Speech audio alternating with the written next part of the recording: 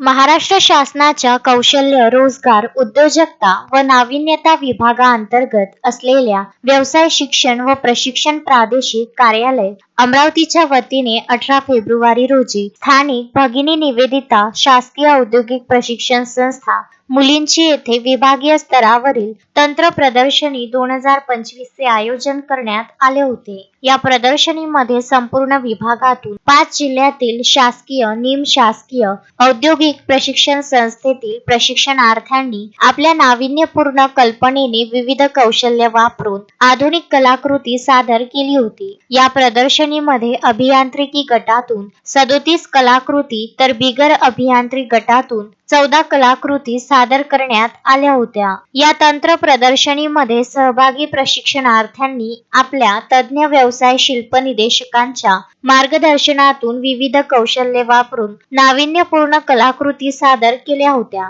तत्पूर्वी या विभागीय तंत्र प्रदर्शनीचे उद्घाटन विभागाचे सहसंचालक प्रदीप घुले यांच्या हस्ते करण्यात आले।